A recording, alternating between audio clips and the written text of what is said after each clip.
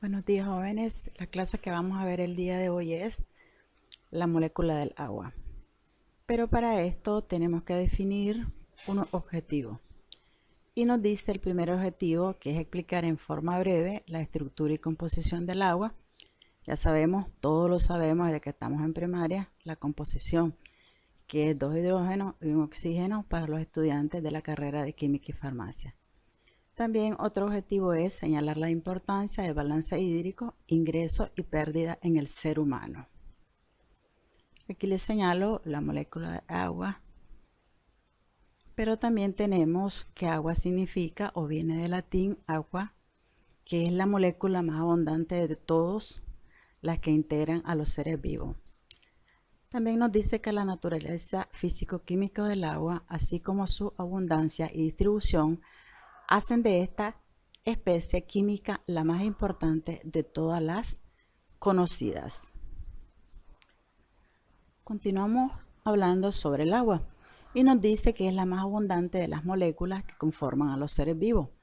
La vida comenzó en el agua y en la actualidad, donde quiera que haya agua líquida, pues obviamente hay vida.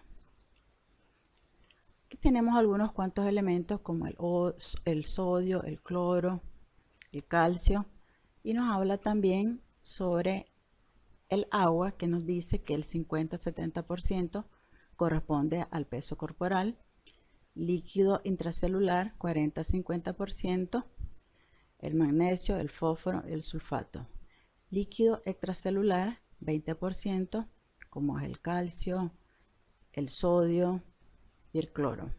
Agua plasmática tenemos 5% y el agua intersticial el 15%.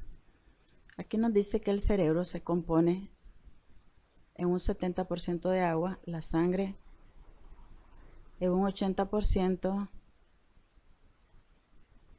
y los pulmones se componen en un 90% de agua.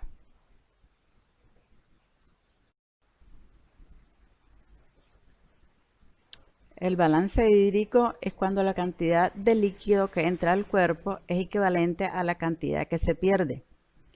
También tenemos la importancia del balance hídrico y nos dice que las pérdidas son en orina, heces, piel y pulmones.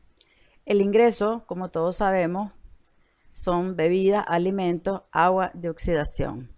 Tenemos dos tipos de balance hídrico, tenemos el positivo y el negativo. Aquí nos hacemos una pregunta y es, ¿cuándo se dice que es positivo y cuándo se dice que es negativo? En este caso tenemos el balance hídrico positivo.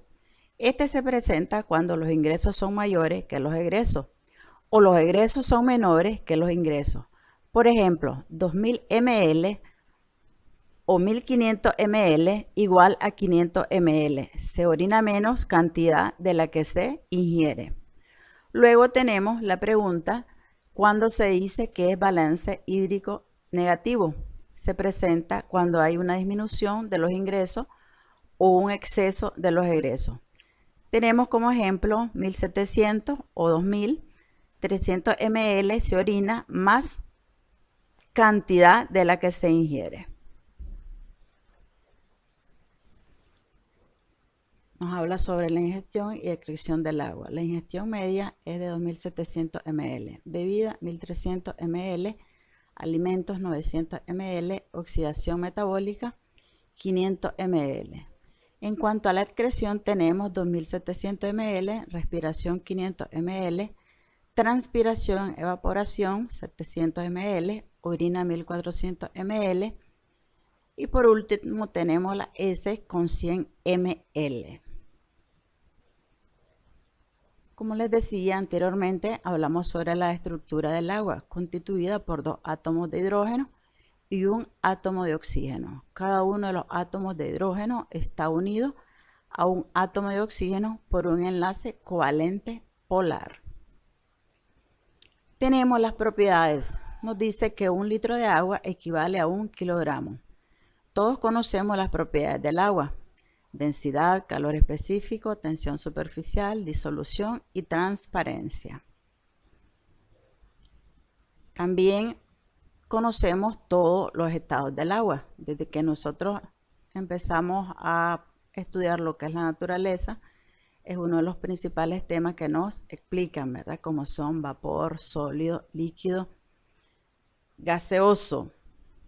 Aquí tenemos la vaporización, elevado calor de vaporización, la vaporización continua de agua por la piel y los pulmones constituye otro mecanismo regulador de la temperatura. La evaporización del sudor también contribuye a este mantenimiento, con lo que globalmente ello supone la eliminación total de unos 620 kilocalorías diarias. Tenemos la elevada tensión superficial, ahí tienen el miocardio, el órgano del corazón, que determina una elevada cohesión entre las moléculas de su superficie y facilita su función como lubricante en las articulaciones. Es decir, sabemos que cuando no hay ninguna ingesta de líquido, en este caso, pues va a provocar una deshidratación y esto pues nos llevaría a complicaciones. Nos ayuda a las articulaciones, huesos, tendones, tórax, abdomen, donde los órganos internos rozan y se deslizan uno sobre otro. Hablando un poco sobre la tensión superficial, nos dice que disminuye con la presencia en el líquido de ciertos compuestos que reciben el nombre de genérico, de tensioactivos, jabones, detergentes, etc. Y esto facilita la mezcla y emulsión de grasa en el medio acuoso. Así las sales biliares ejercen esta acción tensioactiva en el intestino delgado, facilitando la emulsión de grasas y con ello la digestión. En el aparato gastrointestinal, el agua humedece los alimentos y garantiza una progresión suave de los mismos, es decir, de los alimentos ingeridos. También tenemos el agua como solvente. Dentro de los sistemas vivos, muchas sustancias se encuentran en solución acuosa, que es una solución. Es una mezcla de dos o más sustancias solventes y solutos. La polaridad de las moléculas de agua es la responsable de la capacidad solvente de la misma. Las moléculas de agua polares tienden a separar sustancias iónicas como el sodio. Nos dice que el agua disuelve también los productos de desecho y los elimina del cuerpo a través de la orina. Recordemos que es el órgano, el sistema urinario es el órgano, ¿verdad? Constituido por vejiga, uréter, y pues es el encargado de la eliminación de los desechos. Y tenemos otra de las funciones del agua que también actúa como lubricante o amortiguador del roce entre diferentes órganos. Tenemos otra de las funciones muy importantes que nos da flexibilidad y elasticidad a los tejidos. Si ustedes miran con gran facilidad como ese dibujito. También tenemos las propiedades, que creo que les dejé un trabajo sobre las propiedades, pero no quiero que se copien de esta porque yo necesito que me expliquen cada una de las propiedades. Tenemos incolora, densidad, elevada fuerza de adhesión, oxidación, tenemos elevada tensión superficial, elevada fuerza de cohesión, tenemos el pH, elevado calor específico, capacidad disolvente, capilaridad, elevado calor de vaporización y elevado constante dialéctica.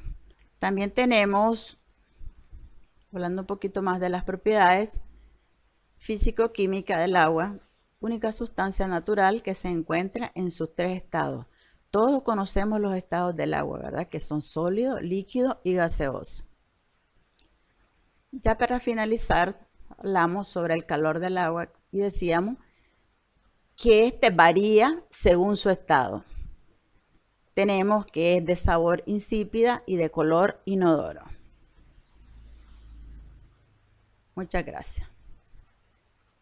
Si alguna duda, muchachos, estamos a la orden. Siempre a veces nos quedamos callados y no, por pena no preguntamos, pero tenemos que quedar bien claro porque recordemos que estamos trabajando de esta manera.